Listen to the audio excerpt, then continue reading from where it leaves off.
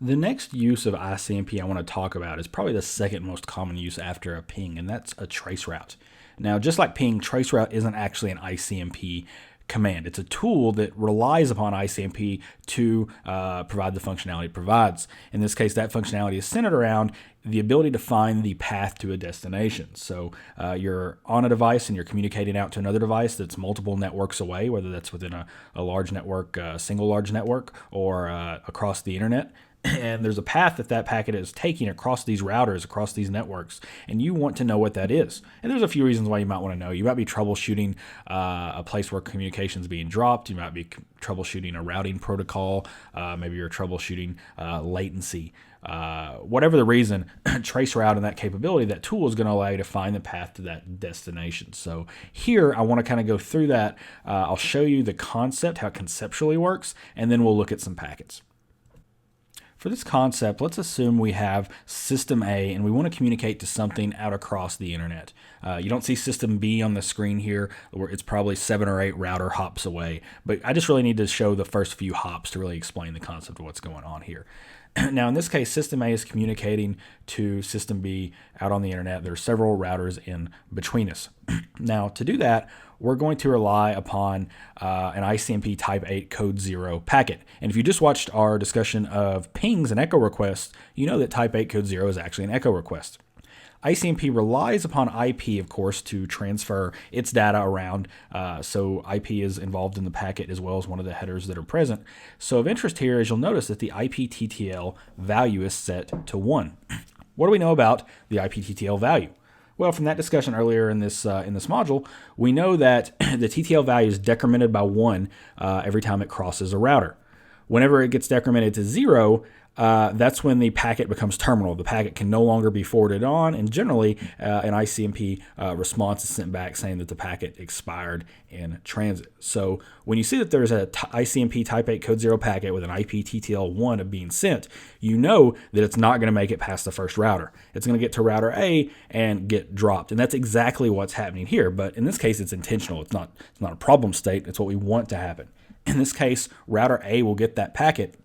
It'll decrement the TTL from 1 to 0, and then it will respond with an ICMP type 11 code 0 message, which means time exceeded, TTL exceeded, and that's going to be received by system A. Now, what's actually happening here with the Traceroute tool is Traceroute's recording these. It's recording its response times and the source and destination. And by doing this, what it's doing is getting the IP address and the route of the router, every router along the path towards our destination. So instead of the router forwarding this packet on, as you would expect, the packet dies. It has to respond.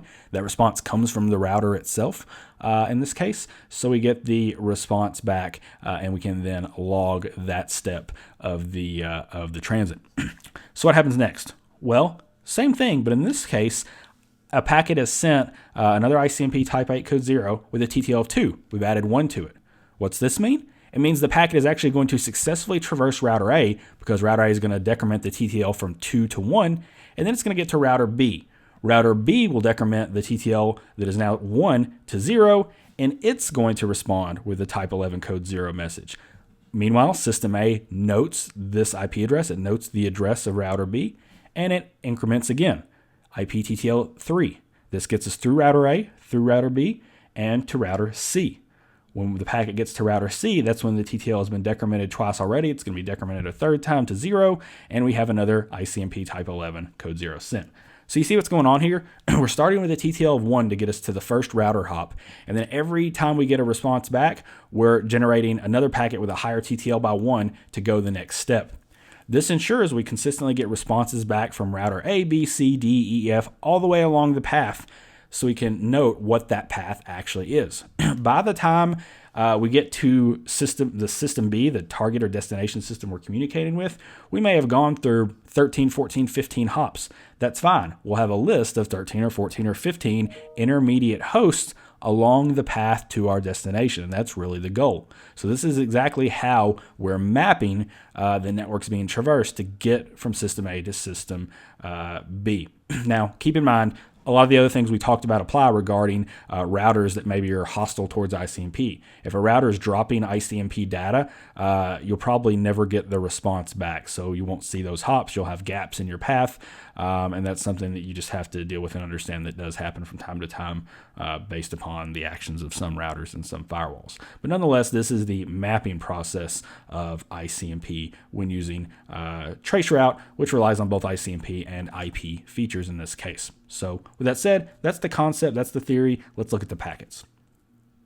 I'm looking at a file now called ICMP_traceroute, and it shows a traceroute that's going from the source 192.168.100.138 to the destination 4.2.2.1.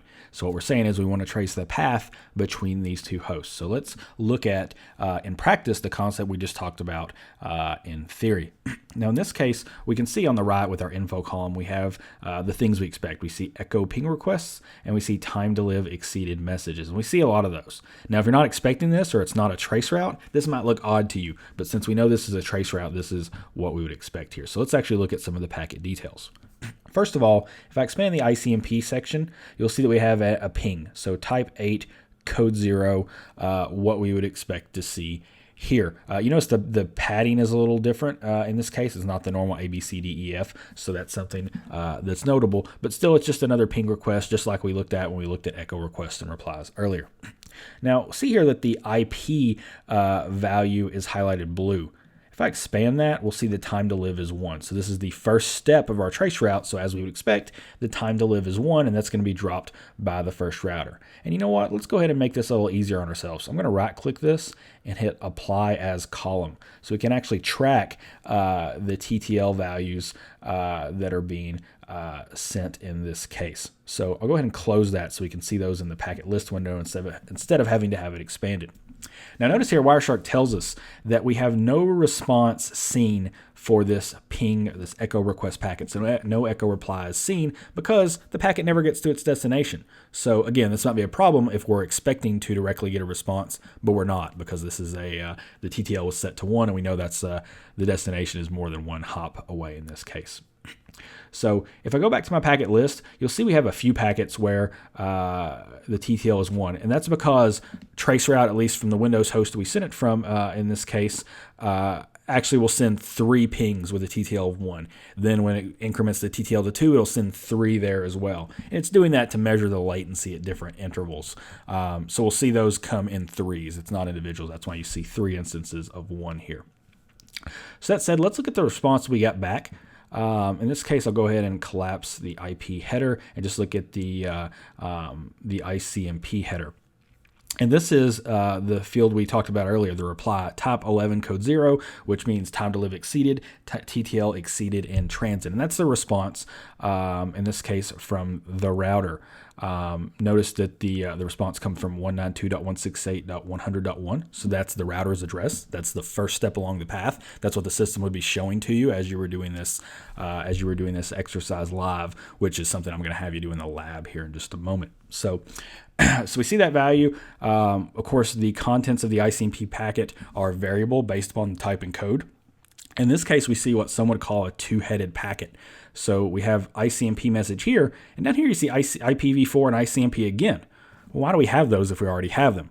Well, that's because this is actually just an exact copy of the IP header and the ICMP header that were contained in the source message. That's being sent back, and that's how the host that gets that knows what packet is actually being has actually died in transit. So that's being sent back to you as well. So you'll notice this IP header here in packet 2 will actually exactly match the IP header in packet 1. So that's just being reflected back, which is why that's here, and you can reference that data. And of course, that's why this packet is a little bit bigger in that sense as well. So that's what we're talking about when we're talking about the time to live exceeded message that in this case is coming from the first router where the TTL of 1 is being decremented to 0.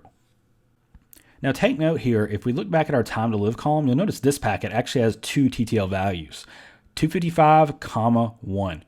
255 comes from this packet. So if I expand the IP header, we see the time to live is 255. It's not a low value because it's actually being generated as a new packet from the router with a normal TTL.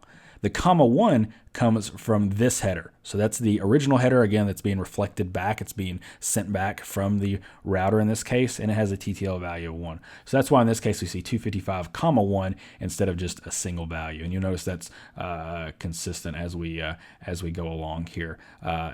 It will show both of those IP header values in here from that double-headed packet. So with that said, we see a couple packets here. We see 3 packets, packets 1, 3, and 5 that have a TTL of 1. Those are responded to from 192.168.100.1. And then we see our first packet with a TTL value of 2. And we see that in the column here under time to live. And we see it's the same type of packets. It's just another ping, but in this case, it's got a TTL value of 2. So we're going to make it 2 hops this time, and that means our response comes from a different router, and in this case, it comes from 12.180.241.1. So that's the second hop along the path to the destination we're trying to get to. Once again, we're going to get a response packet, a type 11 code 0 packet from that specific host, and it's going to have the embedded IPv4 and ICMP packets here as well, reflecting that data back as part of that double-headed packet. So this is going to go on for quite a few steps, and we can actually trace the different steps if we walk along here. So we see our ICMP, our values with the TTL of 2 are coming from 12.180.241.1. We get to a TTL of 3. Those responses are coming from 12.153.21.202. Go down a little further. We see 12.86.61.157 and so on. So we see all those different hosts that are giving us this path. And of course, in the system that's generating the trace route, it's going to show these a lot clearer. That's certainly the best output if you actually want to know that path data. But it is important to know what the ICMP trace route looks like from the packet level here. So play around with that. Again, in a lab here in a minute, I'm going to have you generate your own ICMP trace route and trace a specific path and report back on that. But it's cool to see just how Traceroute relies on not just ICMP, but also unique features of the IP protocol to come up with a pretty unique solution to tracing the path of a packet across multiple networks.